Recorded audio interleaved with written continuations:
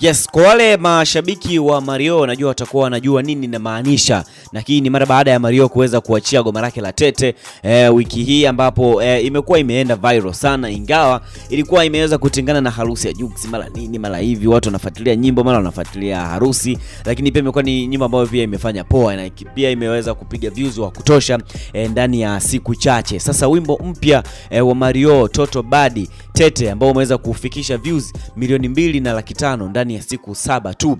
Lakini pia kupitia ukurasa wake wa Instagram, Mario amefunguka kwa furaha zaidi kwamba na mkote hapa kwa kusema kwamba binafsi sijawahi kupiga numbers kubwa kama hizi kwa muda mfupi kama huu.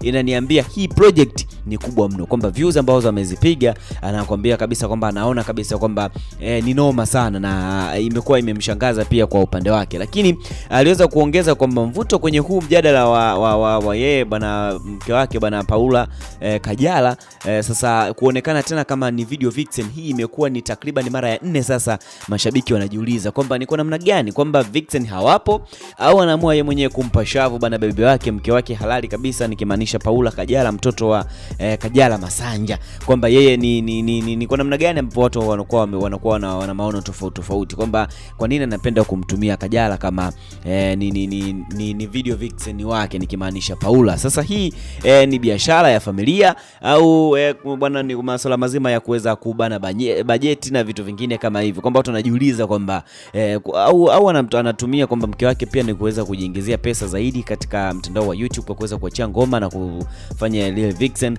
lakini pia au ni kuweza kubana bajeti, kwa sababu unajua ukifanya kazi na mke wako bajeti haiwezi kuwa kubwa kama vile ambapo utaweza kumtafuta vixen mwingine au vixen kutokea sehemu nyingine. Mambo mengi yamekuwa yakijiuliza watu wengi kwamba ni kuna magani mshikaji atakuwa anafanya hivyo. Sasa vyovyote vile itakuwa, lakini chemistry yao haidanganyi. Paula amekuwa nembo ya video ya Mario, lakini pia anapiga rekodi mpya ya muziki wake, lakini pia mapenzi, muziki na mafanikio vinaungana kama chorus tam Afro Bongo ambayo inakuwa inafanya poa. So mtu na mke wake ameanza kufanya kitu, lakini kitu kikitoka poa basi watu waka appreciate, mambo yanakuwa safi na salama kabisa. Na sisi ni Sawasawa Digital, tuko hapa kukupatia updates zote, lakini pia habari ambazo zinakuwa zinapatikana kwa urahisi, kwa sababu sisi tunakuletea kiganjani mwako.